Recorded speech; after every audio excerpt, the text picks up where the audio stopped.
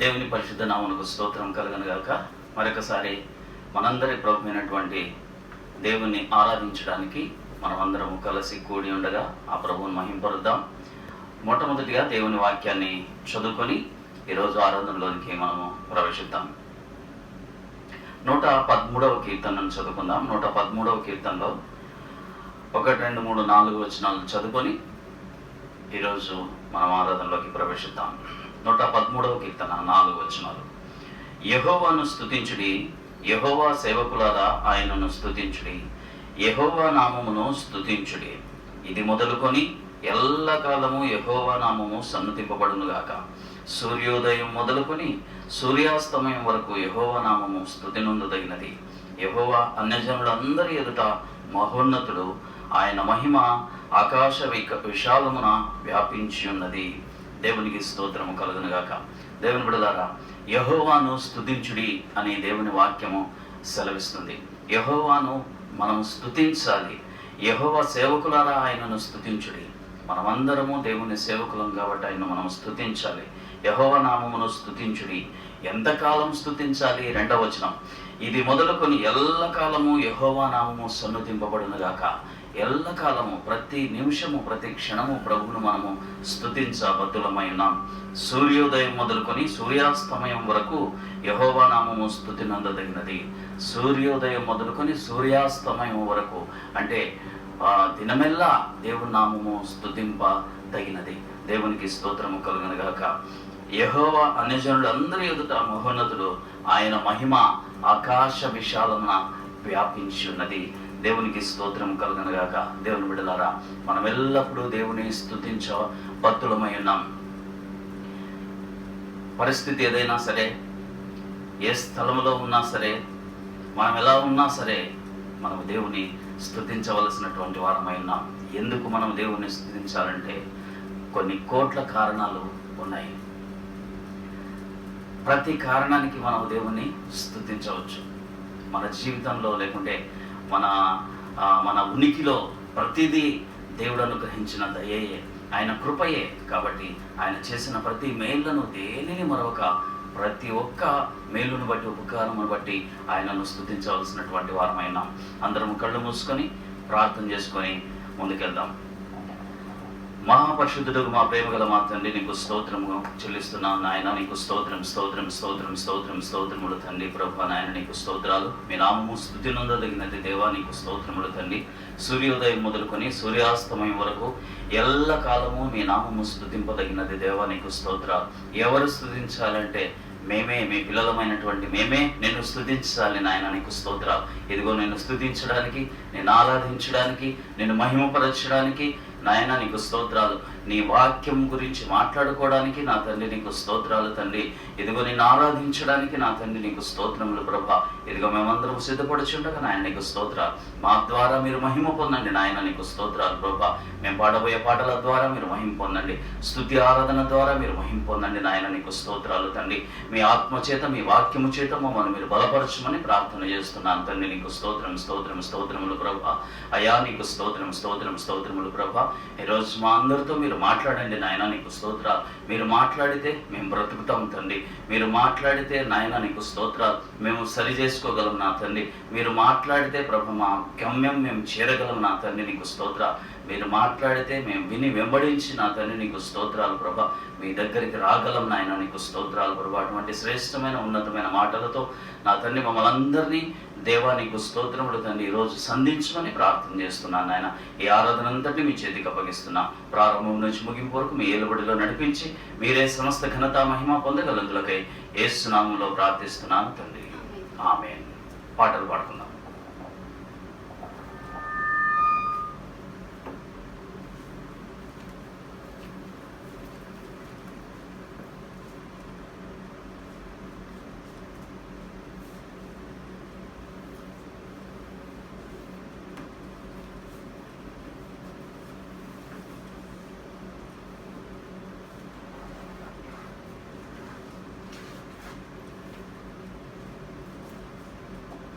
Praise the Lord. Hallelujah. గడిచిన కాలం అంతయు కూడా మన దేవుడు కంటికి కనుపాప వలనే కాపాడిన మన దేవునికి సమస్త మహిమ ఘనత ప్రభావములు కలుగునుగాక. ఎందుకనగా ఇశ్రాయేలును కాపాడువాడు కునుకడు నిద్రపోడని వాగ్దానం చేసిన దేవుడు మనలను విడువక ఎడబాయక నిత్యము ఆయన కంటికి కనుపాపవలని కాపాడుచున్నాడు. అందును బట్టి మన దేవుని నామాన్ని స్తుతించి మహిమపరిచి ఆరాధిస్తాం. ఆనందం నీలోనే, ఆధారం నీవేగా అనే పాటలు పాడి మన దేవుని నామాన్ని గొప్ప చేస్తాం.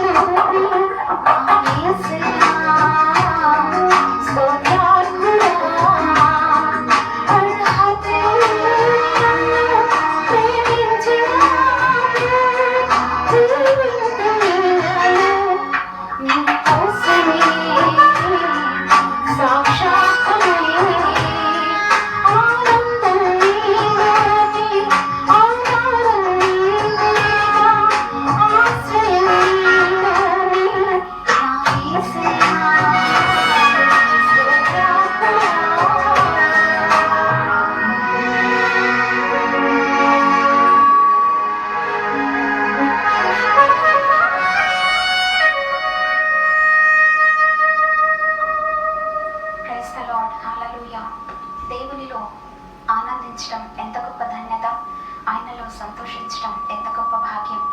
మరి సర్వ సత్యములో అటువంటి సంఘంలో మనలను నాటి జీవము గల దేవుని సంఘములో సత్తువ గల భూమిలో నాటిన మన ప్రభువును మనం స్తుతించుట ఎంత గొప్ప భాగ్యం, ఆయనలో ఆనందించడం ఎంత గొప్ప భాగ్యం కదా. మరి సిద్ధపడిన వధువు సంఘాన్ని ఆయన తీసుకొని వెళ్ళటానికి రారాజుగా మేఘాల మీద ఆయన రానయ్యుంటున్నాడు. మరి ఆయనను ఎదుర్కొనుటకు మనము సిద్ధపడాలి. యేసు రాజుగా వచ్చుచున్నాడు, భూలోకం అంతా తెలుసుకుంటారు అనే పాటలు పాడి మన ప్రభు నామాన్ని గొప్ప చేస్తాం.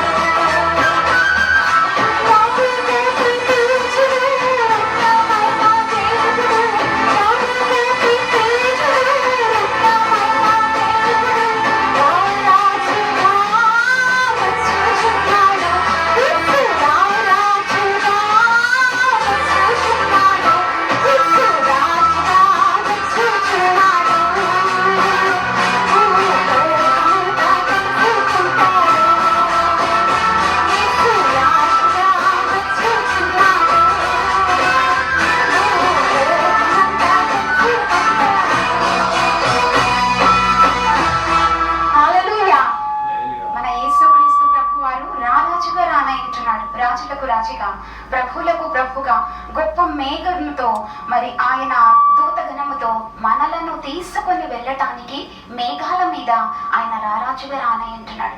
ప్రియ దేవుని బిడ్డ, క్రైస్తవుడా, సిద్ధపడి ఉంటున్నావా?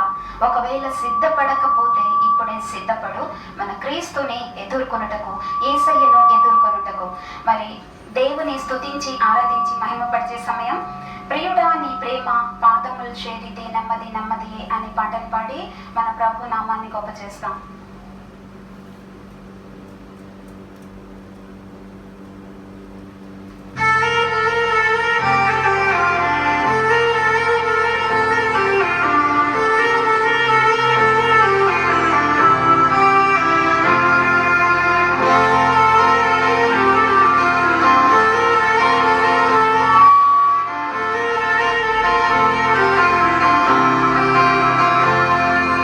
ప్రియుడా నీ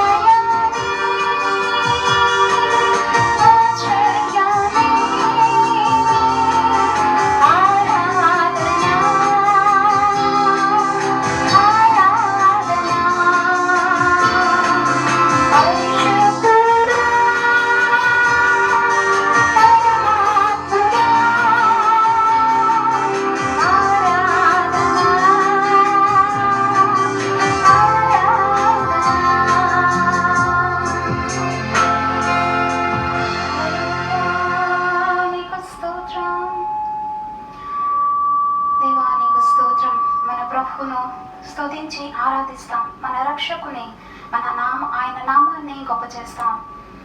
అన్ని నామముల కన్నా పైనామము కలిగిన మన దేవుని స్తుతించి ఆరాధిస్తాం. దేవానికి స్తోత్రం స్తోత్రం స్తోత్రం స్తోత్రం స్తోత్రం స్తోత్రం స్తోత్రం స్తోత్రం.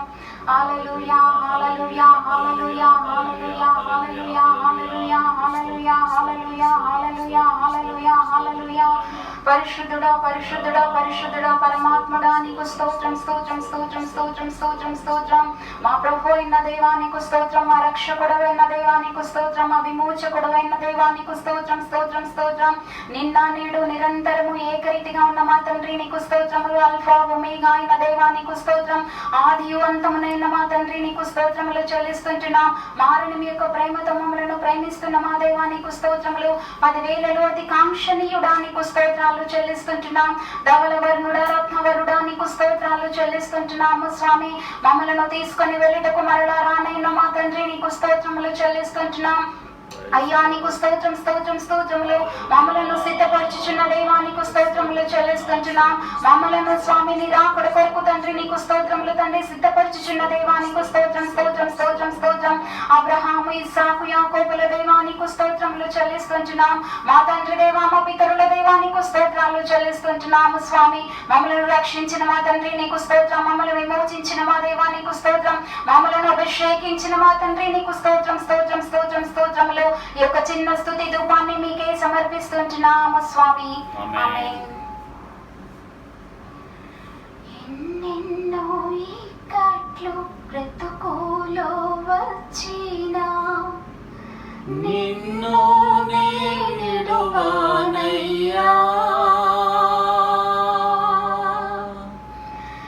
ఎన్నెన్నో ఇక్కట్లు బ్రతుకులో వచ్చినా నిన్ను నే విడువానయ్యా. రక్తము చిందినా సాక్షిగా ఉందన్ నిశ్చయం నిశ్చయమే.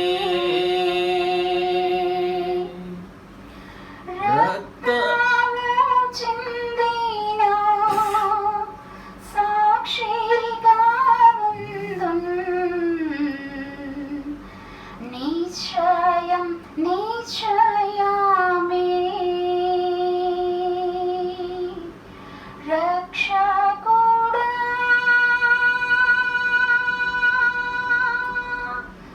యేసునాథా ఆరాధన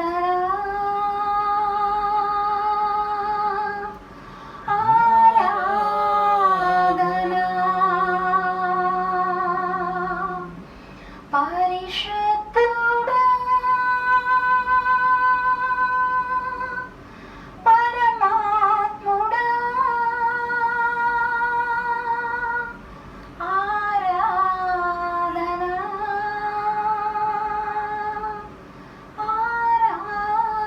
ఆరాధన.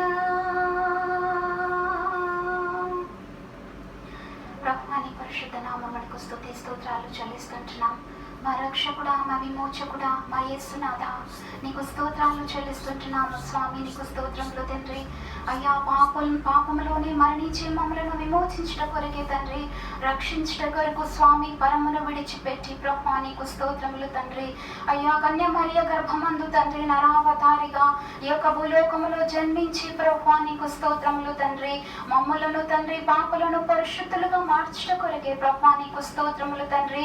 మీ యొక్క సత్య సువార్తను యొక్క లోకములోనికి తీసుకొని వచ్చిన మా దేవా నీకు స్తోత్రాలు చెల్లిస్తుంటున్నాము స్వామి. ఆ యొక్క విడిచిపెట్టనొల్లని భాగ్యమును ప్రభువా మీరు ఎంచుకొనలేదు కానీ ప్రభువా నీకు స్తోత్రం. దీనుడిగా దాసునుడిగా ప్రభువా మీరు మా కొరకు ఈ భూలోకానికి వచ్చి ప్రభువా నీకు స్తోత్రములు తండ్రి.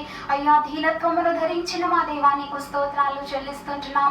తండ్రితో ప్రభువా మమ్మలను ఐక్యపరచుట కొరకే, తండ్రితో మమ్మలను సమాధానపరచుట కొరకే ప్రభువా ఆ యొక్క తెగిపోయిన బంధాన్ని తండ్రి మరలా మాతో ప్రభువా తండ్రితో ఐక్యపరచుట కొరకే మా కొరకు ప్రభా మిమ్మల్ని మీరు తగ్గించుకొని తండ్రి ఈ భూలోకములకు వచ్చిన మా దేవా నీకు స్తోత్రాలు చెల్లిస్తుంటున్నాము స్వామి. అవును ప్రభా మీ యొక్క శిలువ మరణము పొంది తిరిగి లేచి పరమునకు వెళ్ళి నిత్య నివాసమును స్థిరపరిచి మరలా మీరుండు స్థలములో మేముండులాగున మమ్మలను తీసుకొని వెళ్ళడానికి రానైన మా దేవా నీకు స్తోత్రాలు చెల్లిస్తుంటున్నాం. మీరు మాకు అనుగ్రహించిన యొక్క ఘటములను మేము కాపాడుకుంటూ స్వామి నీకు స్తోత్రం. మా యొక్క విశ్వాస జీవిత యాత్రలో నమ్మకముగా ఉంటూ మీ యొక్క రాకడలో నిన్ను సంధించుటకు సహాయము చేయండి స్వామి. మమ్మలను సిద్ధపరచండి. దేహ విమోచన కొరకు మూలుగులిడుచు నీ యొక్క సన్నిధిలో మొరపెట్టే అనుభవాన్ని ప్రతి ఒక్కరికి అనుగ్రహించండి దేవా నీకు స్తోత్రాలు చెల్లిస్తుంటున్నాం. మీరు ఇచ్చిన ధన్యతను బట్టి ఇంతవరకు ప్రభు మాటల ద్వారా నీ నామాన్ని గొప్ప చేసి ఉంటున్నాం. నిన్ను స్తుతించి ఆరాధించి మహిమపరిచి రిక్త హస్తములతో వాక్యము కొరకు ప్రభు ఆశతో నీ సన్నిధిలో కనిపెట్టుకొని ఉంటుండగా ఆశ కలిగిన ప్రతి బిడ్డ ప్రాణాన్ని ప్రభు నీ యొక్క వాక్యము చేత తృప్తిపరిచి నీ యొక్క రెండవ రాకడ కొరకు మమ్మల్ని అందరినీ సిద్ధపరచుమని మా ప్రభువును ప్రియరక్షకుడైన నజరేయుడైన యేసు నామమున అడిగి వేడుకొంటున్నాం మా పరమ తండ్రి. ఆమేన్. ముఖ్యమైన సమయానికి మనం వచ్చి ఉంటున్నాం. దేవుని వాక్యము వినే సమయం. మరి దేవుడు మనతో మరి ఏమి మాట్లాడనై ఉంటున్నాడో మరి ఆశ కలిగి వాక్యము కొరకు వేచి ఉందాం.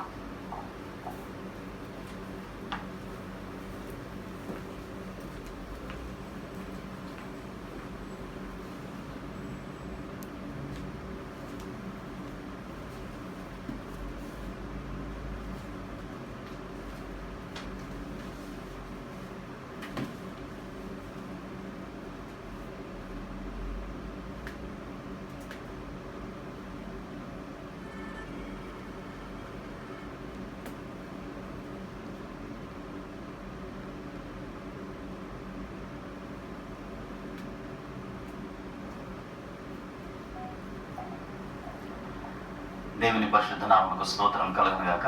చక్కని పాటలు పాడుకుని దేవుని నామాన్ని మహింపరచాం.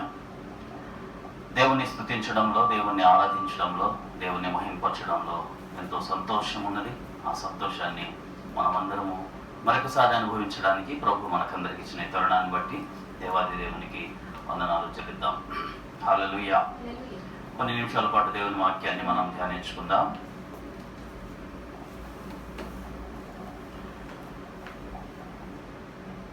ఈరోజు మనము దేవుని వాక్యము నమ్మదగిన వాక్యమని, దానిని వినవలసిన విధానంలో వినాలని ఈ అంశాన్ని మనం మాట్లాడుకుందాం.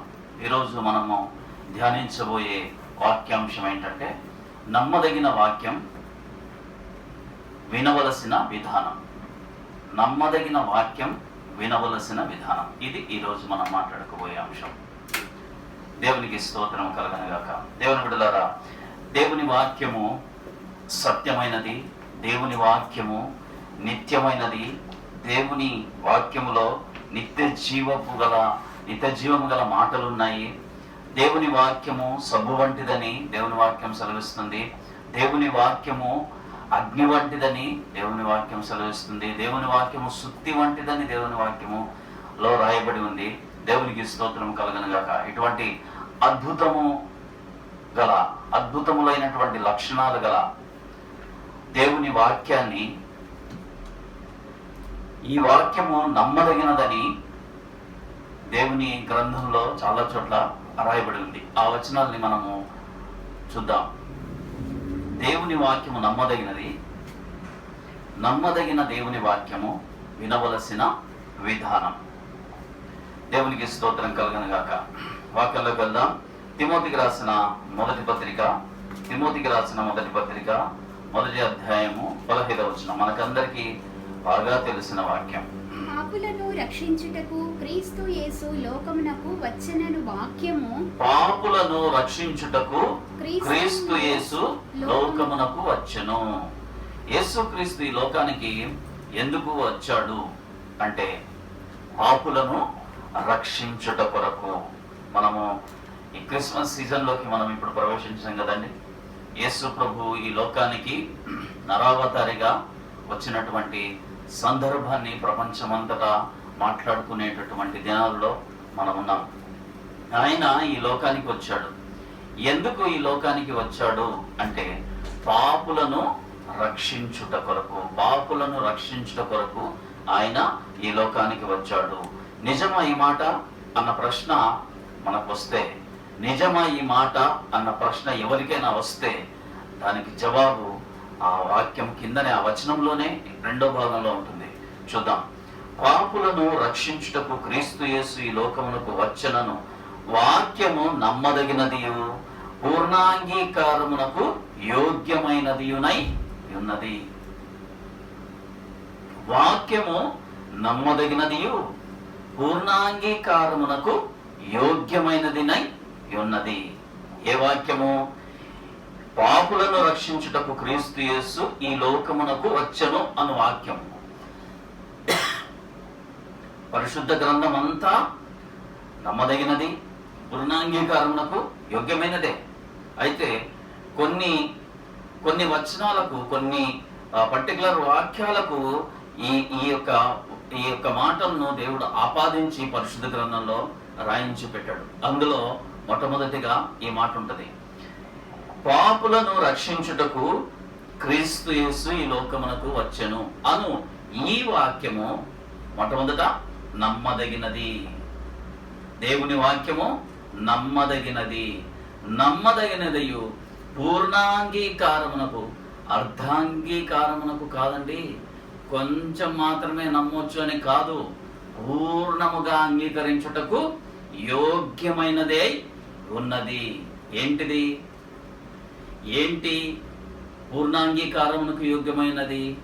ఏంటి నమ్మదగినది అంటే దేవుని వాక్యము. దేవుని వాక్యము నమ్మదగినదియు పూర్ణాంగీకారమునకు యోగ్యమైనదినై ఉన్నది. ఏ వాక్యము? పాపులను రక్షించుటకు క్రీస్తు యేసు ఈ లోకమునకు వచ్చినను వాక్యము నమ్మదగినదియు పూర్ణాంగీకారమునకు యోగ్యమైనదినై ఉన్నది. దేవునికి స్తోత్రం కలుగును గాక. దేవుని బిడ్డలారా, యేసుక్రీస్తు ప్రభువు ఈ లోకానికి వచ్చెను అను వాక్యము, ఈ లోకానికి ఎందుకు వచ్చాడంటే పాపులను రక్షించుట కొరకు ఆయన వచ్చాడు అన్న వాక్యము నమ్మదగినది, 100% నమ్మదగినది, పూర్ణాంగీకారమునకు యోగ్యమైనదినై ఉన్నది. దేవునికి స్తోత్రం కలుగును గాక.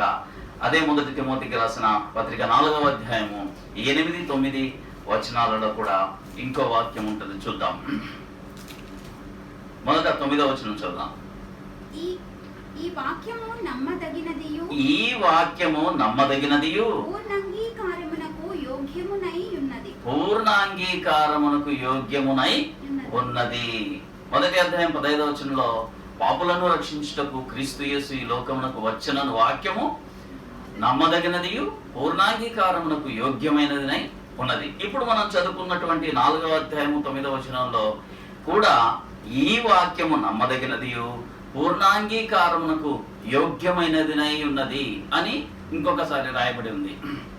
ఏ వాక్యము నమ్మదగినది, ఏ వాక్యము పూర్ణాంగీకారమునకు యోగ్యమై ఉన్నదంటే దాని పై వచనము ఆ వాక్యము 8వ వచనంలో రాయబడిన వాక్యము నమ్మదగినదియు పూర్ణాంగీకారమునకు యోగ్యమై ఉన్నది అని రాయబడింది. దేవునికి స్తోత్రం కలుగును గాక. ఏది మరి? ఏ వాక్యము నమ్మదగినది, ఏ వాక్యము పూర్ణాంగీకారమునకు యోగ్యమైనదో చూద్దాం. శరీర సంబంధమైన సాధకము కొంచెము మట్టుకే ప్రయోజనకరమగును గాని దైవభక్తి అయితే దైవభక్తి ఇప్పటి జీవము విషయములోను రాబోవు జీవము విషయములోను వాగ్దానముతో కూడినదైనందున అది అన్ని విషయములలో ప్రయోజనకరమగును. దేవునికి స్తోత్రం కలుగును గాక. ఈ వాక్యము నమ్మదగినదియు పూర్ణాంగీకారమునకు యోగ్యమైనదినై ఉన్నది. 8వ వచనం మళ్ళీ చదువుకున్నాం. శరీర సంబంధమైన సాధకము కొంచెము మట్టుకే ప్రయోజనకరమగును. ఈ వాక్యాన్ని ఆలోచిద్దాం. శరీర సంబంధమైన సాధకము కొంచెము మట్టుకే ప్రయోజనకరము అవుతుంది అని ఇక్కడ రాయబడిన వచనం. శరీర సంబంధమైన సాధకాలు ఏంటి ఆలోచిద్దాం ఒకసారి. సపోజ్ మనము మన శరీర దారుఢ్యాన్ని పెంచుకోవడానికి ఎక్సర్సైజులు చేస్తుంటాం కదా. చాలామంది 6 ప్యాక్ అని 8 ప్యాక్ అని చేస్తూ ఉంటారు. బలమైనటువంటి ఆహారాన్ని తీసుకుంటూ, డాక్టర్ సజెస్ట్ చేసినటువంటి ఆ పర్టికులర్ ఆహారాన్ని తీసుకుంటూ తన శరీర అవయవాలు లేకపోతే శరీర కండరాలన్నీ చూడ్డానికి బాగా అవన్నీ బయటపడేలాగా ఎక్సర్సైజులు చేస్తూ ఉంటారు, సాధకం చేస్తూ ఉంటారు. శరీర సంబంధమైన సాధకం అంటే తన శరీర సౌష్ఠవం అందంగా కనిపించడానికి, హ్యాండ్సమ్గా కనపడడానికి చాలా భయంకరమైనటువంటి ఎక్సర్సైజులు చేస్తూ ఉంటారు. కొన్ని నెలలు వాటి కోసం కేటాయించి సాధకం చేస్తూ ఉంటారు. అయితే చేయబడినటువంటి ఈ సాధకము కొంచెము మట్టుకే ప్రయోజనకరమవును అని దేవుని వాక్యంలో రాయబడి ఉంది. నిజమే కదా దేవుని బిడ్డలారా? శరీర సంబంధమైన సాధకం ఆ విధంగా చేసిన ఎక్సర్సైజ్ అది అలాగే వదిలేసినాం అనుకోండి, మరి తర్వాత మామూలు ఆహారం తీసుకున్నాం అనుకోండి, ఆ ఎక్సర్సైజ్ ఆ సాధకం చేసినటువంటిది అలాగే ఉంటుందా? ఉండదు. అది కొంచెం మట్టుకే ప్రయోజనం. అది వదిలేస్తే మళ్ళీ యథావిధిగా శరీరము తయారు. దేవునికి స్తోత్రం కలుగును గాక. అలాగే సంగీత జ్ఞానాన్ని గురించి మనం ఆలోచిస్తే సంగీతం కూడా సంగీత సాధన చేయాలి. అది కూడా సంగీత సాధన ఎంతో ఉంది దేవుడు. సంగీతాన్ని సాధన చేయడం అంటే సామాన్యమైన విషయం కాదు. ప్రారంభం నుంచి మెట్టుమెట్టుగా అది ఎదిగి అందులో ప్రావీణ్యత సాధించాలంటే, ఆ సంగీతంలో ప్రావీణ్యత సాధించాలంటే ఎంతో సాధన చేయవలసి ఉంటుంది. అలా సాధన చేసింది కూడా అది కొంచెం మట్టుకే ప్రయోజనం అవుతుంది. ఒక ఏజ్ వచ్చేంత వరకు ప్రయోజనం అవుతుంది, లేకపోతే చనిపోయేంత వరకు మాత్రమే ప్రయోజనం ఉంటుంది. ఈ భూలోక సంబంధంగా శరీర సంబంధంగా ఏది తీసుకున్నా, ఏది సాధకం చేసినా అది చనిపోయేంత వరకే ప్రయోజనకరం అవుతుంది. ఎక్కువ చదువుకున్నాం అనుకోండి, ఎక్కువ చదువుతూ ఉంటారు చాలామంది. ఆ చదువు ఎంత చదివిన చదువు మనకు ఎంతవరకు ఉపయోగపడుతుంది? మనము చనిపోయేంత వరకే, కొంత మట్టుకే మనం చనిపోయేంత వరకే ఉపయోగపడుతుంది. ఏదైనా సరే, ఇప్పుడు ఒక డాక్టర్ ఉన్నాడు అనుకోండి, కష్టపడి చదివింటాడు కదా, 6-7 సంవత్సరాలు, 8 సంవత్సరాలు, 9-10 సంవత్సరాలు కూడా ఆ డాక్టర్ చదవడం కోసం కష్టపడి నిద్రాహారాలు మానుకొని ఎంతో కష్టపడి చదివి పాస్ అయ్యి డాక్టర్ అయిన తర్వాత ఆ డాక్టర్ చదివినటువంటి ఆ చదువు, ఆ వైద్యము తన జీవితంలో ఎంతో మందికి స్వస్థత చేకూర్చడానికి, ఆరోగ్యం ప్రసాదించడానికి ఉపయోగపడుతుంది. అయితే అది ఎంతవరకు? కొంత మట్టుకే, తన జీవిత అంతం వరకే, తను చనిపోయేంత వరకే. చనిపోయిన తర్వాత దానివల్ల ఏమీ ప్రయోజనం ఉండదు. అర్థమైంది అనుకుంటాను మీకు. శరీర సంబంధమైన సాధకము కొంచెము మట్టుకే ప్రయోజనకరమగును. కానీ అని దేవుని వాక్యంలో ఎక్కడున్నా మనం బహు జాగ్రత్తగా కానీ అని కానీ, అందుకే అని కానీ, కనుక అన్న మాటలు ఉన్నప్పుడు మనం బహు జాగ్రత్తగా అక్కడ ఆగి మనం ఆలోచించి ముందుకెళ్ళాలి. దేవునికి స్తోత్రం కలుగును గాక. శరీర సంబంధమైన సాధకము కొంచెము మట్టుకే ప్రయోజనకరమగును కానీ దైవభక్తి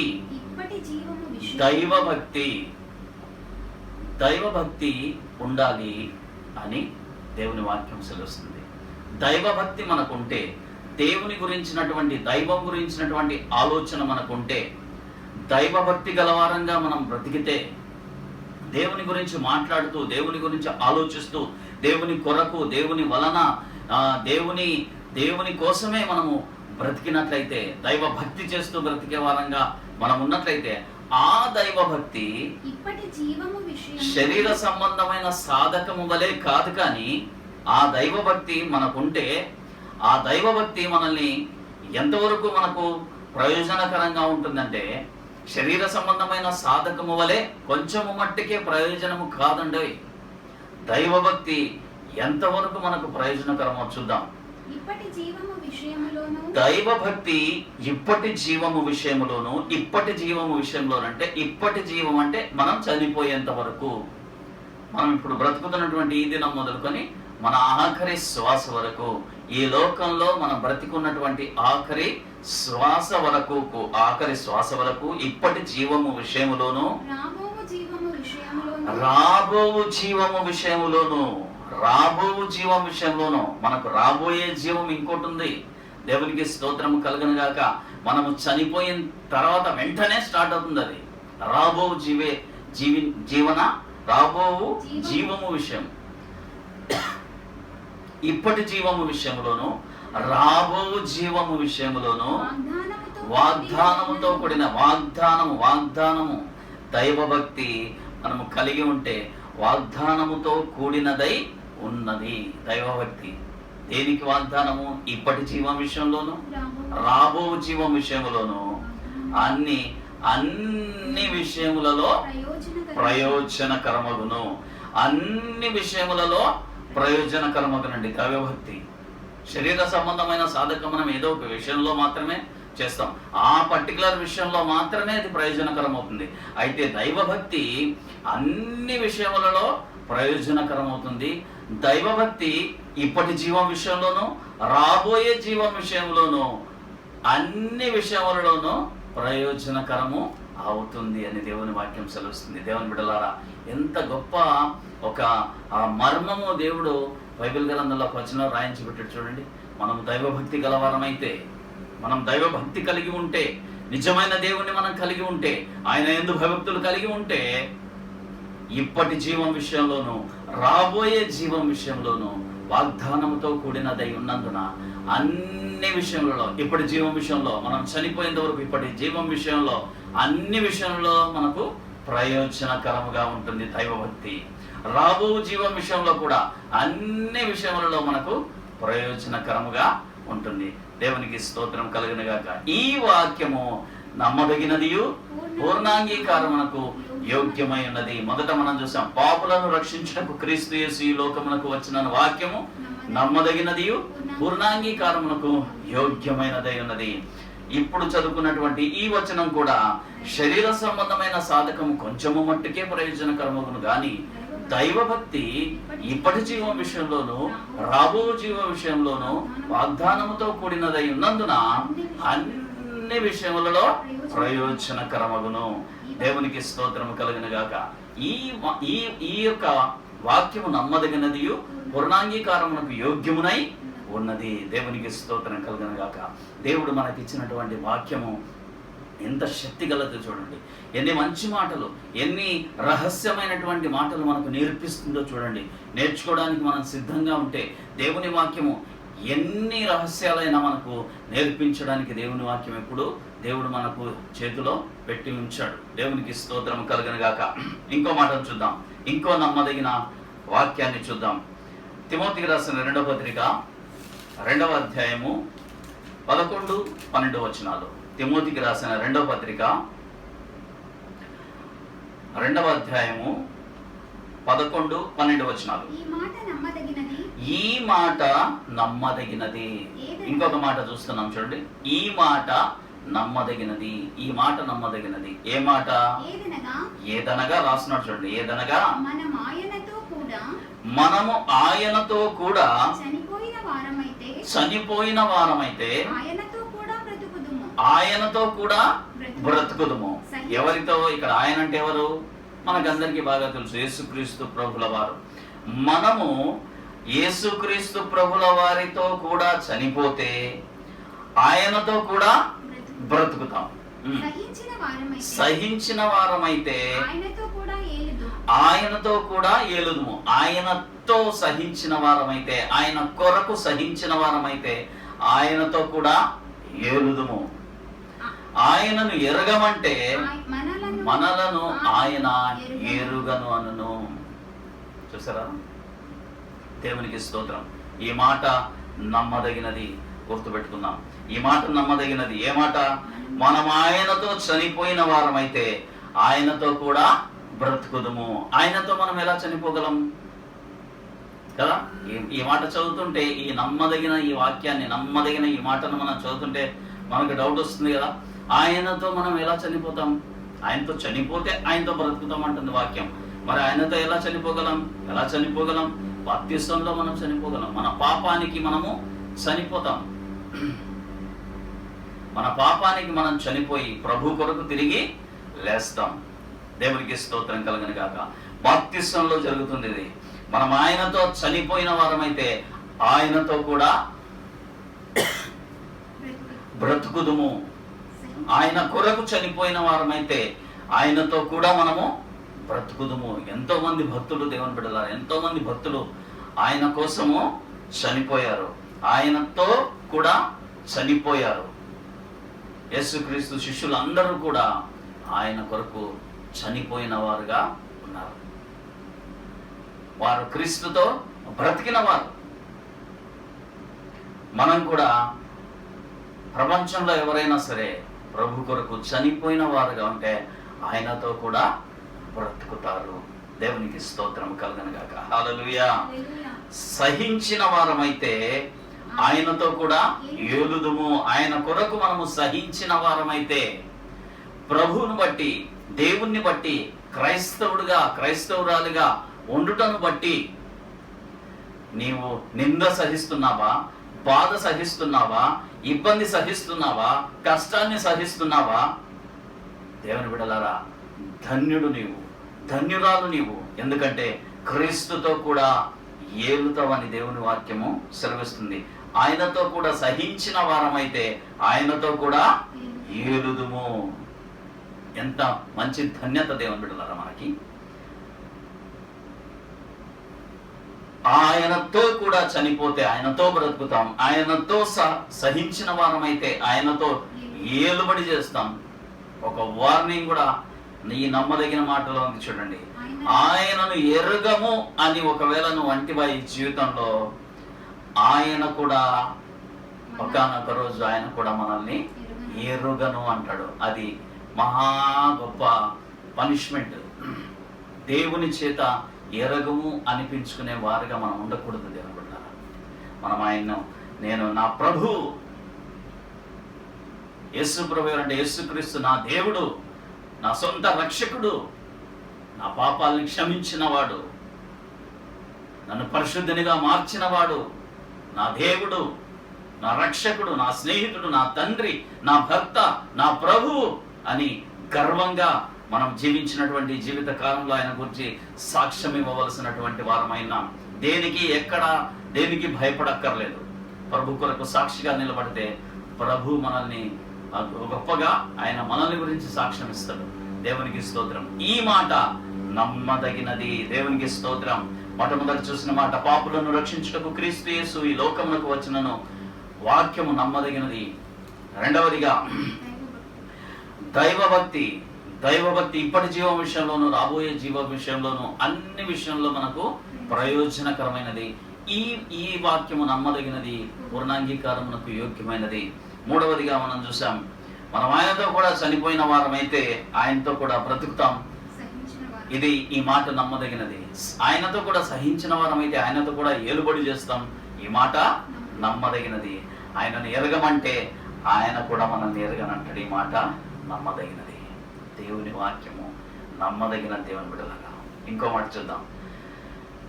తీతుకు రాసిన పత్రిక 3వ అధ్యాయము, తీతుకు రాసిన పత్రిక 3వ అధ్యాయము 8వ వచనం చూద్దాం. తీతుకు రాసిన పత్రిక 3వ అధ్యాయము. ఈ మాట నమ్మదగినది గనుక. ఈ మాట నమ్మదగినది గనుక. ఏ మాట? ఈ మాట నమ్మదగినది గనుక అని రాయబడింది 8వ వచనంలో. ఏ మాట నమ్మదగినది? పై వచనాలు 4వ వచనం నుంచి. మన రక్షకుడైన దేవుని యొక్క దయయు. తీతుకు రాసిన పత్రిక 3వ అధ్యాయము 4వ వచనం నుంచి 7వ వచనం వరకు రాయబడినటువంటి ఈ మాట నమ్మదగినది అని మనం అర్థం చేసుకోవాలి. చదవమ్మా. మన రక్షకుడైన దేవుని యొక్క దయయు. మన రక్షకుడైన దేవుని యొక్క దయ. మానవుల ఎడల ఆయనకున్న ప్రేమయు. మానవుల ఎడల ఆయనకున్న ప్రేమ ప్రత్యక్షమైనప్పుడు మనము నీతిని అనుసరించి చేసిన క్రియల మూలముగా కాక తన కనికరము చొప్పుననే పునర్జన్మ సంబంధమైన స్నానము ద్వారాను పరిశుద్ధాత్మ మనకు నూతన స్వభావము కలుగచేయుట ద్వారాను పరిశుద్ధాత్మ దేవుడు మనకు నూతన స్వభావం కలుగజేయుట ద్వారాను మనలను రక్షించెను. మనం ఆయన కృప వలన నీతిమంతులమని తీర్చబడి, కేవలము ఆయన కృప వలన మనము నీతిమంతులుగా తీర్చబడి, నిత్య జీవమును గూర్చిన నిరీక్షణను బట్టి, నిత్య జీవమును గూర్చిన నిరీక్షణను బట్టి, దానికి వారసుల మగుటకై, దేనికి? నిత్య జీవమును గూర్చిన నిరీక్షణ కొరకు, నిత్య జీవము కొరకు వారసుల గుటకై ఆ పరిశుద్ధాత్మను మన రక్షకుడైన యేసుక్రీస్తు ద్వారా, ఆ పరిశుద్ధాత్మను మన రక్షకుడైన యేసుక్రీస్తు ద్వారా ఆయన మన మీద సమృద్ధిగా కుమ్మరించెను. ఆయన మన మీద సమృద్ధిగా కుమ్మరించెను. ఈ మాట నమ్మదగినది. దీన్ని కొంచెం సేపు మనం ధ్యానిద్దాం. 4వ వచనం, మన రక్షకుడైన దేవుని యొక్క దయయు. ఇంకా పై వచనాలు మనం చదివితే మనము రక్షణ పొందక ముందు ఎలా ఉంటేమో రాయబడి ఉంటుంది. ఆ తర్వాత చదవండి మీరు. అలా ఉన్న మనలను, అంటే పాపులుగాను అవివేకులుగాను దేవుడు లేని వారంగాను మనం ఉంటిమి. అయితే మనం ఎలా రక్షణ పొందామంటే మన రక్షకుడైన దేవుని యొక్క దయ,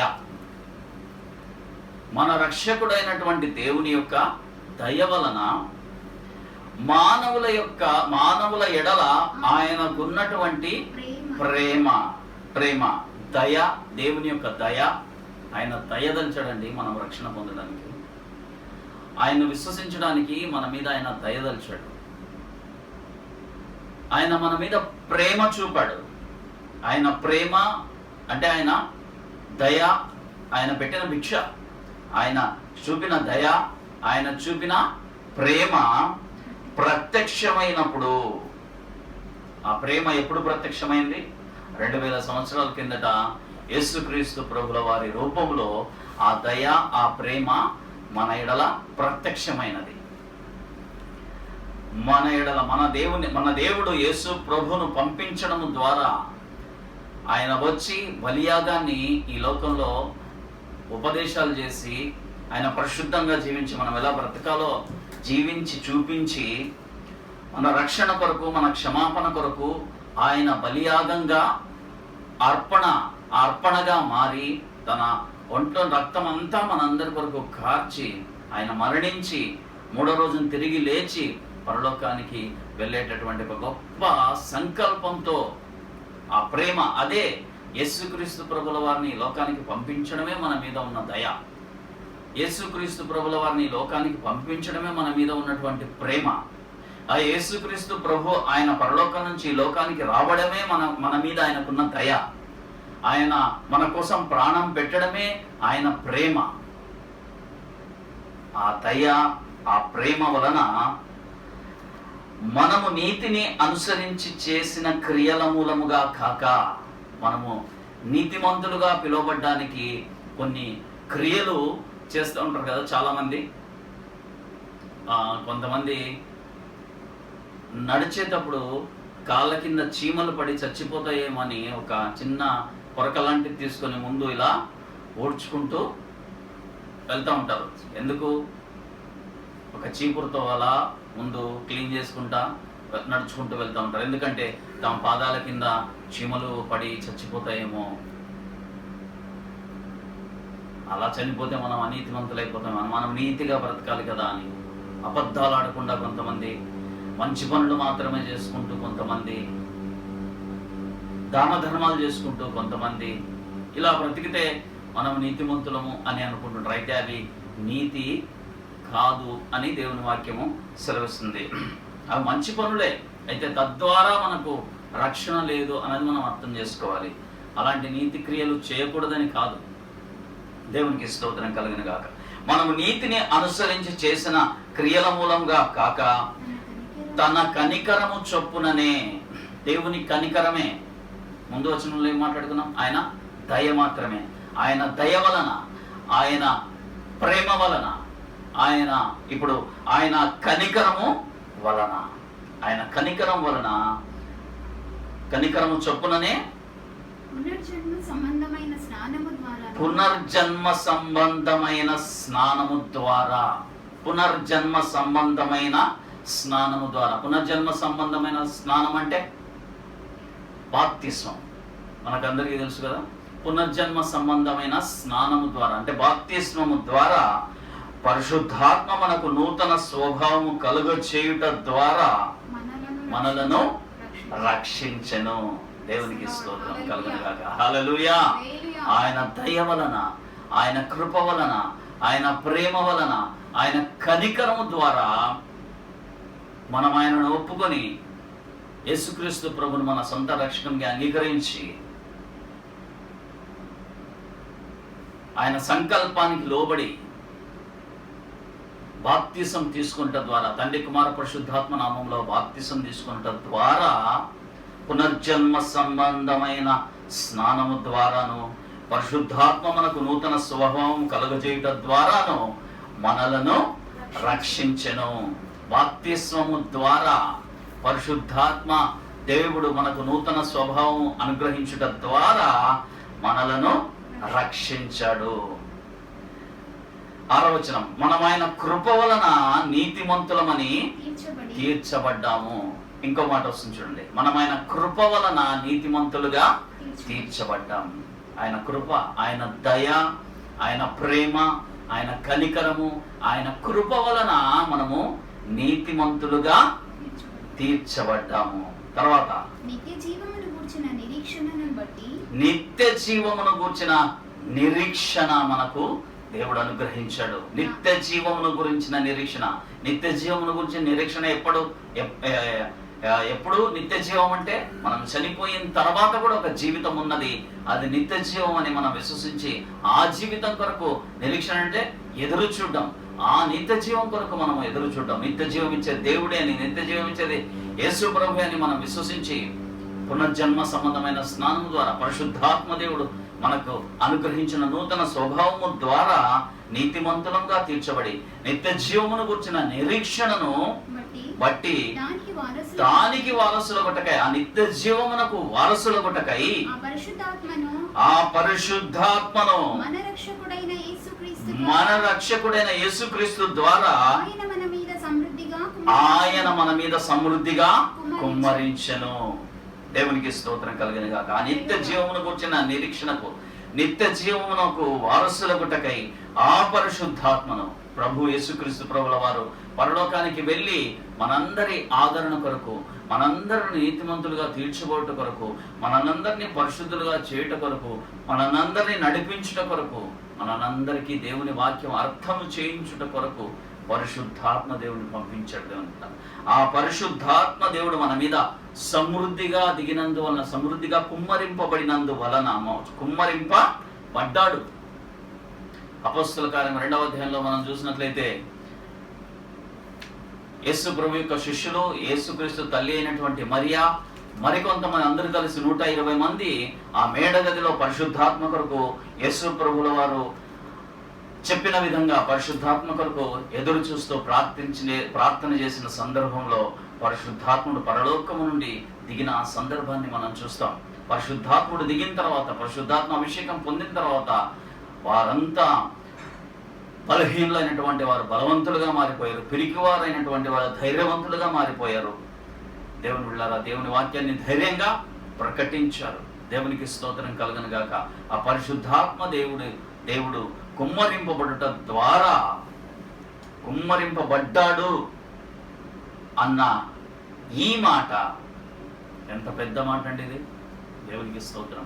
మనం ఎలా ఎలా ఎలా ఉన్నామో, మనం పాపులుగా, పనికి మాలిన వారముగా, దేవుడు లేని వారముగా, అనీతిమంతులుగా మనం ఉన్నప్పుడు, దుష్టత్వమందు మనం ఉన్నప్పుడు దేవుని ప్రేమ చేత, దేవుని దయ వలన, దేవుని ప్రేమ చేత, దేవుడు కనికరించడం వలన, దేవుని కృప వలన మనం ప్రభువును విశ్వసించి పునర్జన్మ సంబంధమైన స్నానమును పొందుట ద్వారా మనల్ని రక్షించి నీతిమంతులుగా తీర్చి నిత్య జీవమునకు వారసులుగా చేసి ఆ నిత్య జీవమునకు వారసుల గుట్టకై పరిశుద్ధాత్మ దేవుణ్ణి మనం అందరి మీద కుమ్మరించెను అన్న వాక్యం చాలా పెద్ద వాక్యం.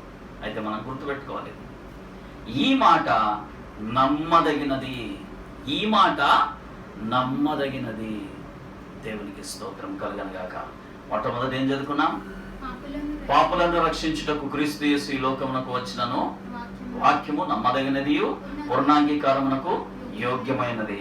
రెండవదిగా దైవభక్తి, ఇప్పటి జీవం విషయంలోనూ రాబో జీవం విషయంలోనూ మనకు వాగ్దానంతో కూడినదైనందున అన్ని విషయములలో ప్రయోజనకరంగా ఉన్నది.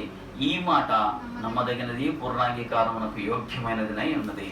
తర్వాత మాట మనం ఏం చూసుకున్నాం, మనం ఆయనతో కూడా చనిపోయిన వారం అయితే ఆయనతో కూడా బ్రతుకుతాం, సహించిన వారం అయితే ఆయనతో కూడా ఏలుబడి చేస్తాం, ఆయనను ఎరగమంటే ఆయన కూడా మనల్ని ఎరగనను. ఈ మాట నమ్మదగినది. ఇప్పుడు మనం చదువుకున్నటువంటి తీతుకు రాసిన పత్రికలో చదువుకున్నటువంటి పెద్ద మాట అన్ని మన రక్షణ కార్యం అంతా ఇక్కడ రాయబడి ఉంది. మనం ఏ స్థితిలో ఉన్నామో ముందు ఆ స్థితిలోనే మనం ఉండకుండా, పాపంలోనే మనం ఉండకుండా, పాపంలోనే మనం చనిపోకుండా, మరి ముఖ్యంగా ఈ మాట మనం జాగ్రత్తగా మనం గుర్తుపెట్టుకుందాం. పాపంలోనే మనం చనిపోయింటే నరకానికి వెళ్ళి ఉండేవాళ్ళం. అయితే మనం బ్రతికి ఉండగానే దేవుణ్ణి తెలుసుకోవడానికి, ఆయన మాటలను అంగీకరించడానికి, మా బాప్తిస్మ సత్యానికి లోబడ్డానికి, పరిశుద్ధాత్మను ఆహ్వానించి పరిశుద్ధాత్మ అభిషేకం పొందుకోవడానికి దేవుడు కృపనిచ్చాడు. ఇదంతా ఆయన దయయే, ఆయన కృపయే, ఆయన కనికరమే, ఆయన యొక్క సంకల్పమే. దేవునికి స్తోత్రం కలుగును గాక. పునర్జన్మ సంబంధమైన స్నానాన్ని మనము పొందుకోవడానికి, మనం విధేయత చూపించడానికి ప్రభు కృప చూపించినందుకు దేవునికి స్తోత్రము కలుగును గాక. ఆ విధంగా పునర్జన్మ సంబంధమైన స్నానం ద్వారా పరిశుద్ధాత్మ దేవుడు మనకు నూతన స్వభావం అనుగ్రహించడం ద్వారా నిత్య జీవమునకు వారసులు అయ్యేటట్లు ఆయన చేశాడు. ఆ నిత్య జీవాన్ని పొందడానికి, ఆ నిత్య జీవాన్ని కొరకు, నిత్య జీవనం గురించిన నిరీక్షణను, ఆ నిత్య జీవనకు వారసత్వం పొందడానికి, వారసులు అవడానికి దేవుడు యేసుక్రీస్తు ప్రభుల వారు పరిశుద్ధాత్మను మన మీద కుమ్మరించెను, సమృద్ధిగా కుమ్మరించెను అని రాయబడి ఉంది. ఈ మాట నమ్మదగినది. ఈ మాట నమ్మదగినది. నమ్మదగిన వాక్యాల్ని మనం గుర్తుపెట్టుకుందాం. ఈ నాలుగు వచనాల్ని, 4 మాటలను, ఈ 4 సందర్భాలను మనము గుర్తుపెట్టుకొని దేవుడు మనకు చేసినటువంటి గొప్ప మేలును బట్టి, కృపను బట్టి, దయను బట్టి ఆయనకి ఎల్లప్పుడూ కృతజ్ఞతాస్తుతులు చెల్లించే వారంగా మనం ఉందాం. ఈ మాట నమ్మదగినది కనుక అని చూడండి. ఈ కనుక అన్నప్పుడు జాగ్రత్తగా మనం గమనించాలి దేవుని వాక్యాన్ని. ఈ మాట నమ్మదగినది కనుక దేవుని యందు విశ్వాసం ఉంచిన వారు, దేవుని యందు విశ్వాసం ఉంచిన వారు, దేవుని యందు విశ్వాసం ఉంచిన వారు ఎవరంటే ఈ 4వ వచనం నుంచి ఇప్పుడు 7వ వచనం వరకు మనం చదువుకున్నాం కదా. వీరు అంటే మనమే. దేవుని ప్రేమ చేత, దేవుని కనికరం చేత, దేవుని కృప చేత, దేవుని దయ చేత మనం నీతిమంతులుగా తీర్చబడి, ప్రభువును మనం ఒప్పుకొని, పునర్జన్మ సంబంధమైన స్నానాన్ని పొంది, నిత్య జీవమును గుర్చినటువంటి నిరీక్షణ పొందడానికి పరిశుద్ధాత్మ అభిషేకమును పొందినటువంటి మనము, దేవుని యందు విశ్వాసం ఉంచిన వారు సత్క్రియలను శ్రద్ధగా చేయుటయందు మనస్సు ఉంచాలి. సత్క్రియలను శ్రద్ధగా చేయుటయందు మనస్సు ఉంచాలి. సత్క్రియలను అంటే మంచి క్రియలను చేయడానికి మనము మనస్సు ఉంచాలి, మన మనస్సు పెట్టాలి. సత్క్రియలను చేసే వారిగా మనం ఉండాలి అని దేవుని వాక్యం సెలవుస్తుంది. విశ్వాసులమైన మనము సత్క్రియలను చేయుట యందు మనస్సు ఉంచాలి. మనం ఇప్పుడు విశ్వాసులుగా మారిన తర్వాత సత్క్రియలు చేసేవారుగా ఉండాలి. సత్క్రియలంటే మంచి కార్యాలు.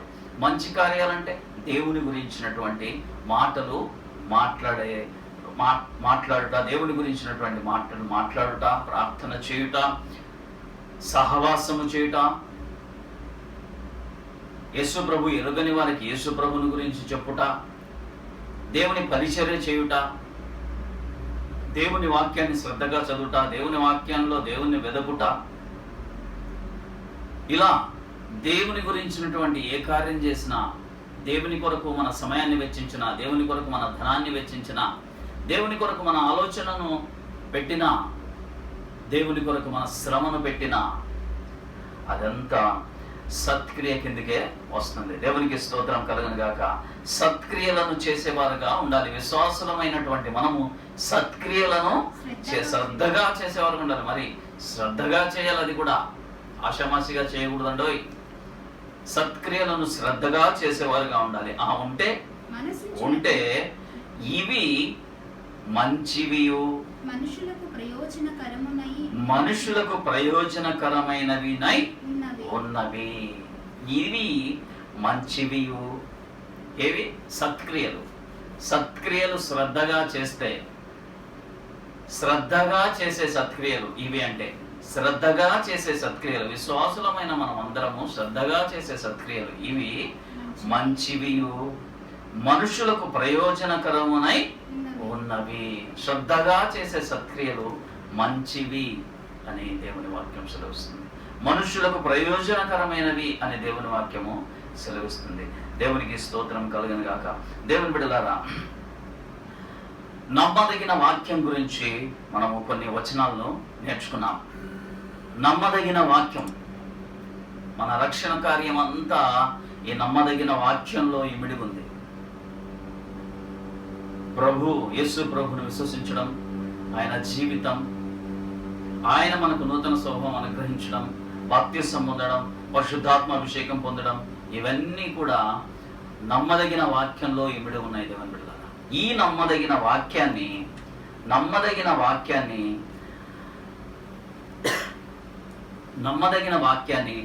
వినవలసిన విధానంలో మనము వినాలి. ఈ నమ్మదగిన వాక్యాన్ని, పూర్ణాంగీకారమునకు యోగ్యమైనటువంటి వాక్యాన్ని వినవలసిన విధానంలో వినాలి, అనుసరించవలసిన విధానంలో అనుసరించాలి, గైకొనవలసిన విధానంలో గైకొనాలి. దేవునికి స్తోత్రం కలుగును గాక. నమ్మదగిన వాక్యం, వినవలసిన విధానం. నమ్మదగిన వాక్యం గురించి మనం ధ్యానించాం కదా. ఇప్పుడు వినవలసినటువంటి విధానం గురించి మనము ధ్యానించుకుందాం. దేవునికి స్తోత్రం కలుగును గాక. దేవుని వాక్యాన్ని ఎలా వినాలి, వినిన తర్వాత ఏం చేయాలి? దేవుని వాక్యం నమ్మదగింది కదండి. దేవుని వాక్యం పూర్ణాంగీకారమునకు యోగ్యమైనది కదా. ఆ వాక్యాన్ని మనము ఎలా వినాలి, విన్న వాక్యాన్ని మనము ఎలా దానిలో మనము ముందుకు ప్రయాణం చేయాలి. దేవునికి స్తోత్రం కలుగును గాక. దేవుని వాక్యము, నమ్మదగిన వాక్యము, పూర్ణాంగీకారము యోగ్యమైనటువంటి దేవుని వాక్యము మన జీవితాలను మార్చాలంటే దానిని వినవలసిన విధానంలో మనం విని, అనుసరించవలసినటువంటి విధానంలో అనుసరిస్తే మనకెంతో ప్రయోజనకరంగా ఉంటుంది. అది మంచిది, ప్రయోజనకరం అని మనం చదువుకున్నాం కదా. అలాగా దేవునికి స్తోత్రం కలుగును గాక. దేవుని బిడ్డలారా, ఆ వాక్యాన్ని మనం వినవలసిన విధానంలో విందాం. ఎలా వినాలి, విన్న వాక్యాన్ని ఏం చేయాలి అని దేవుని వాక్యంలోనే మనం చూసుకున్నాం. యాకోబు పత్రిక మొదటి అధ్యాయము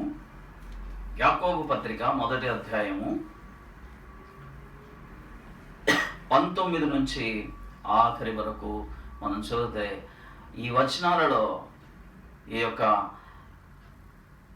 6, 7, 8 వచనాలలో చక్కగా మనకు అర్థమవుతుంది.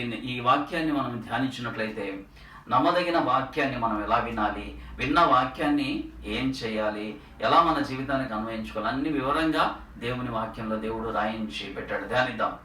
19వ వచనం చదువు. నా ప్రియ సహోదరులారా, మీరీ సంగతి ఎరుగుదురు గనుక ప్రతి మనుష్యుడు వినుటకు వేగిరపడువాడును. ప్రతి మనుషుడు వినుటకు వేగిరపడేవాడుగా ఉండాలి. దేవుని వాక్యాన్ని ఎలా వినాలంటే వినడానికి వేగిరపడుతూ వినాలి. దేవునికి స్తోత్రం కలుగును గాక. వినడానికి వేగిరపడాలి. ఎవరో ఒక ఆయన అంటాడు, చదువు మాది కూడా, మాటలాడుటకు నిదానించువాడునై ఉండాలి అన్నది 19వ వచనంలో. వినుటకు వేగిరపడాలి, మాట్లాడటకు నిదానించాలి. దేవుని వాక్యాన్ని వినడానికి వేగిరపడాలి, మాట్లాడటకు బహు జాగ్రత్తగా నిదానించి దేవుని వాక్యాన్ని మాట్లాడాలి. దేవుడు మనుషులందరికీ ఒక నోరు 2 చెవులు ఇచ్చాడు కదా. ఒక నోరు 2 చెవులు అంటే ఎక్కువ వినండి, తక్కువ మాట్లాడండి అనే అర్థం. అందుకే ఒక్క నోరు ఇచ్చాడు దేవుడు, చెవులు 2 ఇచ్చాడు. అంటే ఎక్కువ వినండి, వినడానికి ఎక్కువ శ్రద్ధ చూపించండి. వినుటకు వేగిరపడువాడు. దేవునికి స్తోత్రం కలుగును గాక.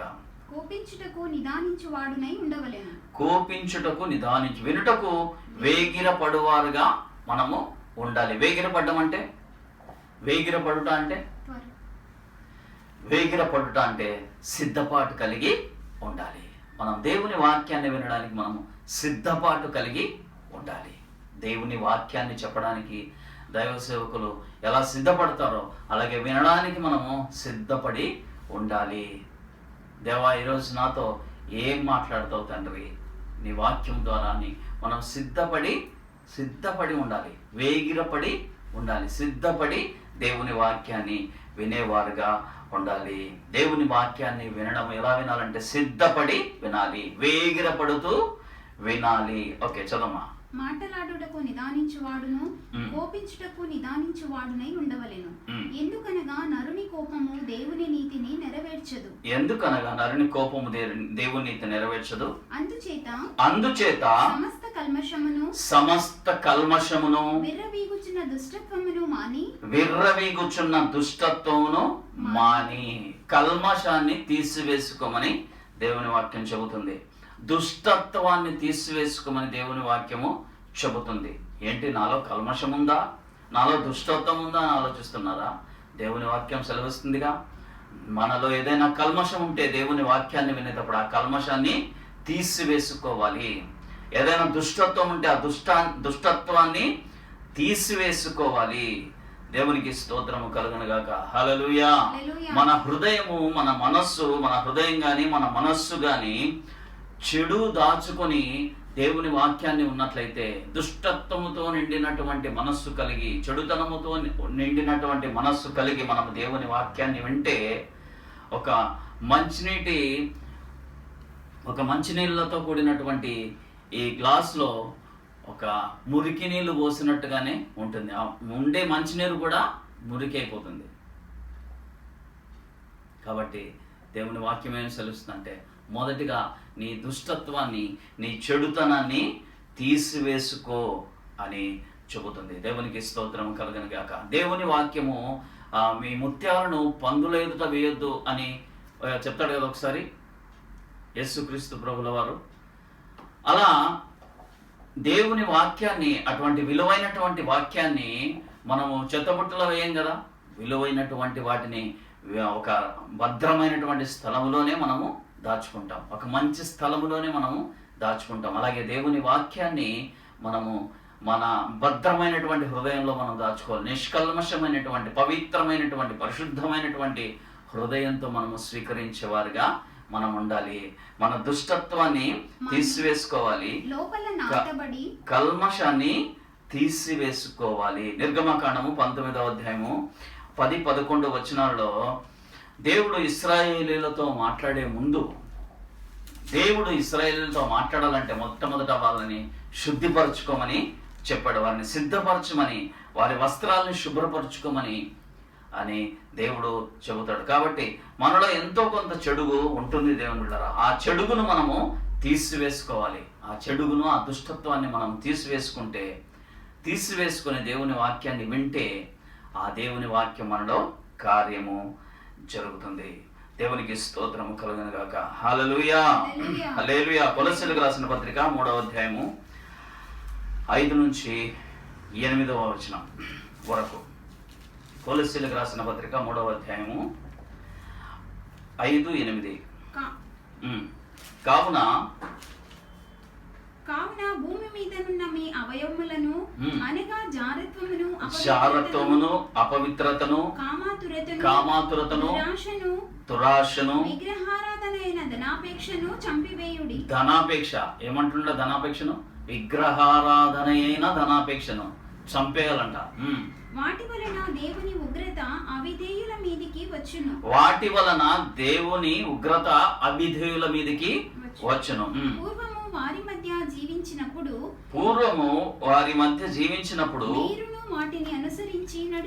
మీరును వాటిని అనుసరించి నడుచుకుంటారు. తీతుకు రాసిన పత్రికలో మొదటి వచనాలలో ఇదే రాయబడి ఉంది. ఇప్పుడైతే మీరు కోపము, ఆగ్రహము, దుష్టత్వము, దూషణ, మీ నోట బూతులు మీ నోట బూతులు అను వీటన్నిటిని విసర్జించుడి. దేవునికి స్తోత్రము కలుగును గాక. వీటన్నిటిని మనము తీసివేసుకోవాలి. దేవునికి స్తోత్రం కలుగును గాక. వీటన్నిటిని తీసివేసుకొని దేవుని వాక్యాన్ని వినండి అని చెబుతుంది. లోపల ఇక్కడికి వచ్చేస్తాం మనం. యాకోబు రాసిన పత్రిక విర్రవీగుచున్న 21వ వచనం, విర్రవీగుచున్న దుష్టత్వమును మాని లోపల నాటబడి మీ ఆత్మలను రక్షించుటకు శక్తిగల వాక్యమును సాత్వికముతో అంగీకరించుడి. దేవుని వాక్యమునకు ఎటువంటి శక్తి ఉంది? దేవుని వాక్యం మన హృదయంలో నాటబడే శక్తి ఉంది. దేవుని వాక్యానికి మన హృదయంలో నాటబడే శక్తి ఉంది. నాటబడాలంటే యేసు ప్రభు చెప్పినటువంటి మంచి నేలను కూర్చున్నటువంటి ఉపమానంలో విత్తనము నేల మీద పడిన విత్తనాల గురించి మాట్లాడేటటువంటి ఆ సందర్భంలో మంచి నేల గురించి మాట్లాడతారు. ఆ మంచి నేలలో పడిన విత్తనాలు బహుబాగా వర్ధిల్లడానికి అవకాశం ఉంటుంది. అలాగే మన హృదయం కూడా ఈ యొక్క దుష్టత్వమును కల్మషాన్ని తీసివేసుకుంటే మంచి నేలగా మారిపోతుంది. ఆ మంచి నేలగా మారిన మన హృదయంలో దేవుని వాక్యము నాటబడుతుంది. లోపల మన హృదయములో నాటబడుతుంది. ఆ నాటబడాలంటే, దేవుని వాక్యం మనలో నాటబడాలంటే మన హృదయము మంచి హృదయంగా ఉండాలి. మంచి హృదయంగా ఉండాలంటే మనము దేవుని వాక్యాన్ని వేగిరపడుతూ వినాలి, అంటే సిద్ధపడుతూ వినాలి. వినే ముందు మనలో ఉన్న కల్మషాన్ని, దుష్టత్వాన్ని తొలగించుకోవాలి. అప్పుడు మన హృదయం మంచిగా అవుతుంది. ఆ మంచిగా ఉన్నటువంటి హృదయంలో, మంచి నేలలో లోపల నాటబడి మీ ఆత్మలను రక్షించుటకు శక్తిగల వాక్యము మన ఆత్మలను రక్షిస్తుంది. దేవుని బిడ్డలారా, ఈ దేవుని వాక్యము మన ఆత్మలను రక్షిస్తుంది. మన ఆత్మలను రక్షిస్తుంది. మన ఆత్మ నరకానికి వెళ్లకుండా, మన ఆత్మ దేవునితో కూడా యుగాయుగాలు ఆయనతో కూడా నివాసము చేయడానికి దేవుడు ఏర్పాటు చేసి, ఆ వాక్యాలన్నీ ఈ పరిశుద్ధ గ్రంథంలో రాయబడి, మనము మన ఆత్మను రక్షించుకోవాలంటే దేవుని వాక్యాన్ని ఎలా వినాలో, ఎలా చదవాలో, ఎలా ప్రవర్తించాలో దేవుని వాక్యములో క్షుణ్ణంగా రాయబడి ఉంది. దేవునికి స్తోత్రము కలుగునుగాక. మీరు వినువారు మాత్రమై ఉండి కాదు, పై మాట, లోపల నాటబడి మీ ఆత్మలను రక్షించుటకు శక్తిగల వాక్యమును సాత్వికముతో అంగీకరించుడి. సాత్వికముతో అంగీకరించుడి. మొట్టమొదటిది వేగిరపడుచు వినాలి, విన్న వాక్యాన్ని. రెండవదిగా విన్న వాక్యాన్ని ఏం చేయాలి? సాత్వికముతో అంగీకరించాలి. విన్న వాక్యాన్ని అంగీకరించే మనస్సు మనలో ఉండాలి. దేవుని వాక్యం ఏం చెప్పినా సరే, దేవుని వాక్యంలో ఏం రాయబడినా సరే, మన తప్పుల్ని ఎత్తి చూపించినా సరే, నీ బ్రతుకు సరిగా లేదని దేవుని వాక్యం చెప్పినా సరే, శభాష్ అని దేవుని వాక్యం మనల్ని మెచ్చుకున్నా సరే, మనం దాన్ని స్వీకరించేవారుగా ఉండాలి. మన తప్పుల్ని ఎత్తి చూపించినా, నీ బ్రతుకు ఇక్కడ సరిగ్గా లేదని దేవుని వాక్యము మనతో మాట్లాడితే, మనం దాన్ని స్వీకరించి మన బ్రతుకును సరి చేసుకునేటటువంటి విధంగా మనం ఉండాలి. సాత్వికముతో మనము అంగీకరించేవారుగా ఉండాలి. మొట్టమొదటిది వినుటకు వేగిరపడుచు మనం దేవుని వాక్యాన్ని వినాలంటే మనం సిద్ధపాటు కలిగి దేవుని వాక్యాన్ని వినాలి. నంబర్ 1. రెండవది అంగీకరించాలి. దేవుని వాక్యము ఏది చెప్పినా, మనకి ఏది చెప్పినా మనం దాన్ని అంగీకరించాలి. యేసు ప్రభు పాపులను రక్షించడానికి యేసు ప్రభు ఈ లోకానికి వచ్చాడంటే, నేను పాపిని, నన్ను రక్షించడానికి యేసు ప్రభు ఈ లోకానికి వచ్చాడని మనము సాత్వికంతో అంగీకరించాలి. ఆ వాక్యాన్ని వినాలి, దాన్ని అంగీకరించాలి. తర్వాత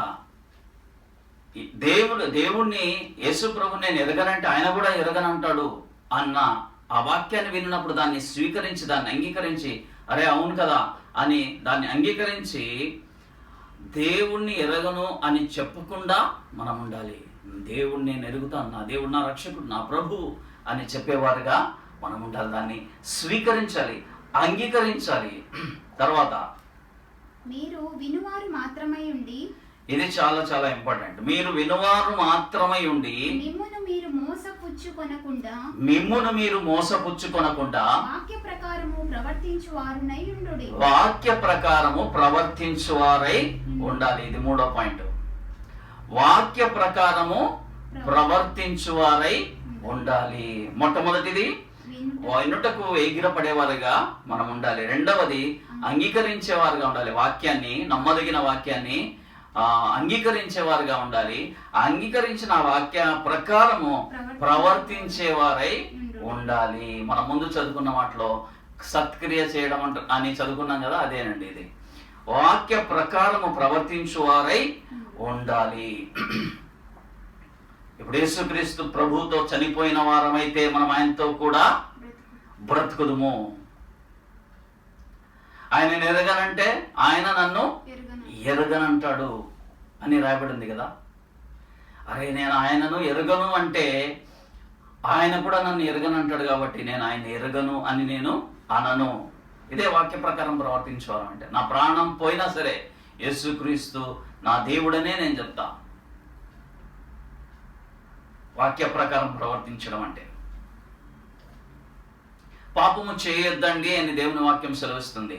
దేవుని వాక్యంలో రాయబడి ఉంది కాబట్టి, దేవుని వాక్యం చెబుతుంది కాబట్టి, దేవుని వాక్యం నమ్మదగింది కాబట్టి, దేవుని వాక్యం పూర్ణాంగీకారమునకు యోగ్యమైనది కాబట్టి నేను పాపము చేయను. వాక్య ప్రకారం ప్రవర్తన. విగ్రహారాధన చేయకూడదు. వాక్యాన్ని నమ్మదగినది, ఆ వాక్యాన్ని వినాలి, అంగీకరించాలి, ఆ వాక్య ప్రకారం ప్రవర్తించాలి. విగ్రహారాధన మనము చేయకూడదు. తల్లిదండ్రులను గౌరవించాలి, తల్లిదండ్రులు సన్మానించాలి. దేవుని వాక్యం సెలవిస్తుంది. ఆ వాక్యాన్ని వినాలి, అంగీకరించాలి, ఆ వాక్య ప్రకారం ప్రవర్తించాలి. మన తల్లిదండ్రులు మనం సన్మానించేవారుగా మనం ఉండాలి. వ్యభిచారం చేయకూడదు. దేవుని వాక్యంలో రాయబడి ఉంది. దేవుని వాక్యం చెబుతుంది. దేవుని వాక్యం నమ్మదగింది. దేవుని వాక్యం పూర్ణాంగీకారమునికి యోగ్యమైనది. ఆ వాక్యాన్ని విన్నాం, ఆ వాక్యాన్ని అంగీకరించాలి, ఆ వాక్య ప్రకారం ప్రవర్తించేవారై ఉండాలి. వ్యభిచారం చేయకుండా మనం ఉండాలి. దేవునికి స్తోత్రం కలుగును గాక. నమ్మి బాప్తిసం పొందిన వాడు రక్షింపబడును, నమ్మని వానికి శిక్ష విధింపబడును.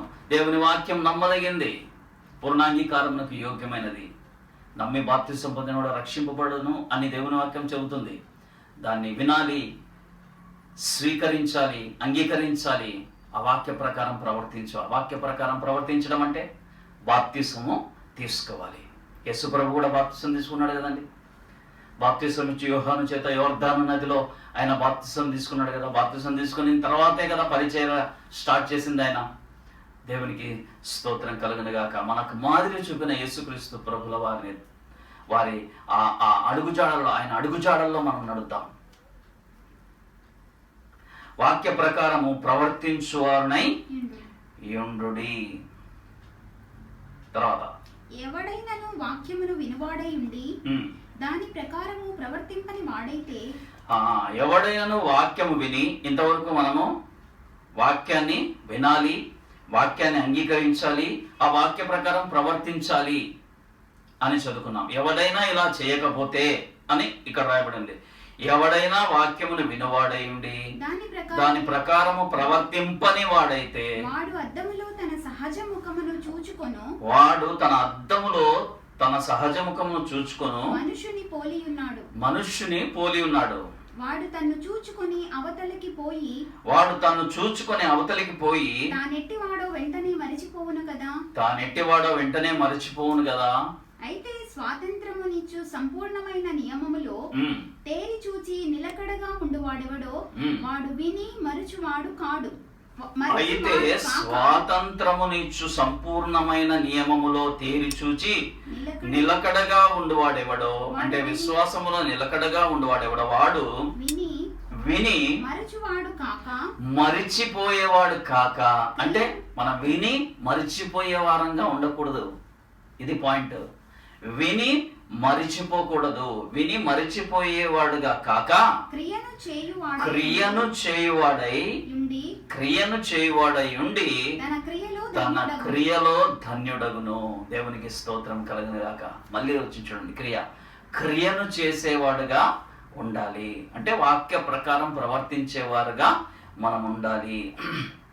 విని మరిచిపోయేవాడుగా కాక మనము క్రియను చేసేవారుగా ఉండాలి. 27వ వచనం, తండ్రి అయిన దేవుని ఎదుట పవిత్రమును నిష్కళంకమునైన భక్తి ఏదనగా, తండ్రి అయిన దేవుని ఎదుట పవిత్రమును నిష్కళంకమునైన భక్తి ఏదనగా, దిక్కులేని పిల్లలను విధవరాండ్రను వారి ఇబ్బందిలో పరామర్శించుటయు, ఇహలోక మాలిన్యము తన కంటకుండా తన్ను తాను కాపాడుకొనుటయునే.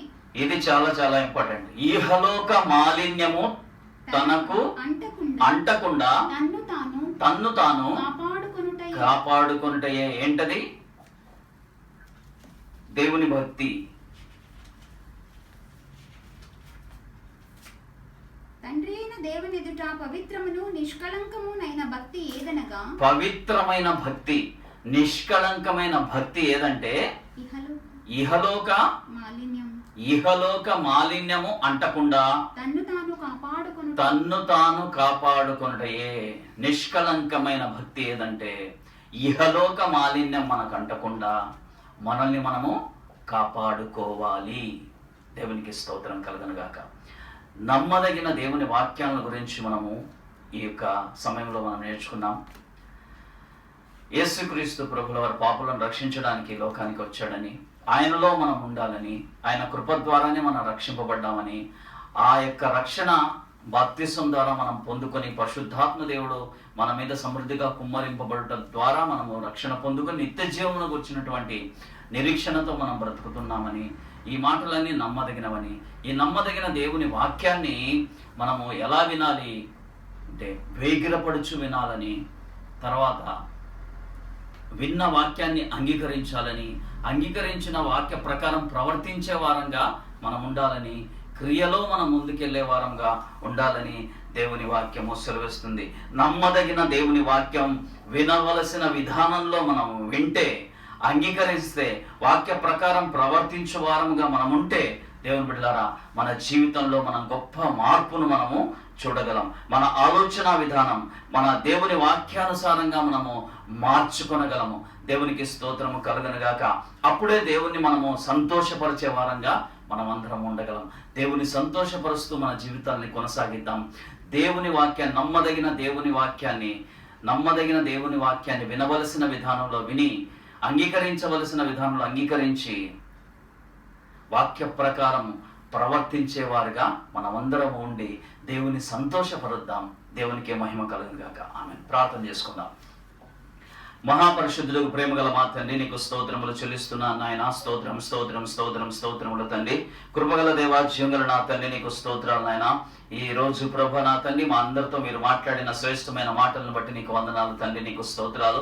నమ్మదగిన వాక్యం వినవలసిన విధానం అన్నటువంటి ప్రభ నా తండ్రి నాయన, నీకు స్తోత్రాలు ప్రభ. ఈ అంశం ద్వారా మా అందరితో మీరు మాట్లాడినందుకు నీకు వందనాలు చెల్లిస్తున్నాను తండ్రి, నీకు స్తోత్రం స్తోత్రం స్తోత్రం స్తోత్రములు ప్రభ. నాయన నీకు స్తోత్రాలు ప్రభ. నాయన మీ వాక్యము నమ్మదగినదని, పూర్ణాంగీకారమునకు యోగ్యమైనదని ప్రభ మేము మెరుగుదుము నాయన, నీకు స్తోత్రాలు ప్రభ. నాయన అటువంటి మీ వాక్యాన్ని ప్రభ నా తండ్రి సిద్ధపాటు కలిగి వినేవారంగా మేము ఉండునట్లు ప్రభ, విన్న వాక్యాన్ని ప్రభ స్వీకరించేవారుగా మేము ఉండునట్లు నా తండ్రి నీకు స్తోత్రాలు నాయన. అది పాజిటివ్ అయినా సరే ప్రభ నా తండ్రి, మీరు గద్దించినా సరే ప్రభ, బుద్ధి చెప్పినా సరే ప్రభ, మేము స్వీకరించడానికి ప్రభ సిద్ధ మనస్సు గలవారం ఎన్నుటకు ప్రభ నా తండ్రి నాయన నీకు స్తోత్రాలు. అంగీకరించిన వాక్య ప్రకారం ప్రవర్తించే వారుగా మేము ఉండునట్లు ప్రభ, ఆ విధంగా ఉండి ప్రభ నా తండ్రి మిమ్మల్ని ఎల్లప్పుడూ సంతోషపరిచే బిడలంగా మేము ఉండునట్లు ప్రభ నా తండ్రి, నిత్య జీవంలో నిత్యమో ప్రభ మీతో కలిసి ప్రభ జీవించేటటువంటి గొప్ప ధన్యతలో మేము ముందుకెళ్ళడానికి మాకు సహాయం చేయమని ప్రార్థన చేస్తున్నాను తండ్రి, నీకు స్తోత్రాలు. మాతో మీరు మాట్లాడిన ఈ శ్రేష్టమైన మాటలను బట్టి నీకు కృతజ్ఞతాస్తుతులు చెల్లిస్తున్నాను తండ్రి, నీకు స్తోత్రాలు ప్రభా. మరొకసారి మా సంఘం కొరకు ప్రార్థన చేస్తున్నాను, సంఘ బిడ్డలందరి కొరకు ప్రార్థన చేస్తున్నాను తండ్రి. వారిని, వారి కుటుంబాలని ప్రభా నా తండ్రి మీరు నా తండ్రి మీ కృపా కాపుదల్లో భద్రపరచండి నాయన, నీకు స్తోత్రములు తండ్రి ప్రభా. దేవా నీకు స్తోత్రం స్తోత్రం స్తోత్రములు నాయన, నీకు స్తోత్రాలు. అనారోగ్యంతో ఉన్న వారి కొరకు ప్రార్థన చేస్తున్నాను నాయన, మీరే స్వస్థపరచండి నాయన, నీకు స్తోత్రాలు. హాస్పిటల్లో ఉన్నటువంటి బిడ్డల కొరకు ప్రార్థన చేస్తున్నాను ప్రభా. అయా నీకు స్తోత్రములు తండ్రి నాయన. మీరే వారిని స్వస్థపరచమని ప్రార్థన చేస్తున్నాను తండ్రి. త్వరలోనే ప్రభా మేమంతా ప్రభా నాయన సంఘంగా సహవాసంగా కూడి ప్రభా నాయన నీకు స్తోత్రాలు, నీ నామాన్ని ప్రభా గంభీర స్వరముతో ప్రభా మేమంతా కలిసి పాడి కీర్తించుటకు సహాయం చేయండి నా తండ్రి. నీకు స్తోత్రాలు. సహవాసంగా నేను ఆరాధించే కృపను మాకు అనుగ్రహించమని ప్రార్థన చేస్తున్నాను తండ్రి. అయ్యా నీకు స్తోత్రం స్తోత్రం స్తోత్రం స్తోత్రములు ప్రభా. మా గొప్ప దేవ, మా తండ్రి, మా ప్రభా, మా రక్షక, మా విమోచక నీకు స్తోత్రములు చెల్లిస్తున్నాను తండ్రి. మరొకసారి మేమంతా ఈ విధంగా కలుసుకున్నంత వరకు ప్రభా మీరే మాతో ఉండి మమ్మల్ని నడిపించి సహాయం చేయమని యేసు నామములో అడుగుచున్నాను తండ్రి. ఆమేన్. ఆమేన్. మన తండ్రి అయిన దేవుని ప్రేమ, కుమారుడైన క్రీస్తు కృప, పరిశుద్ధాత్మ యొక్క అన్యోన్య సహవాసం సదా మనకందరికీ తోడై నడిపించును గాక. ఆమేన్. ఆమేన్. ఆమేన్. అందరికీ వందనాలు. తిరిగి వచ్చే వారం ఇదే సమయానికి కలుసుకుందాం. దేవుడు మిమ్మల్ని దీవించును గాక.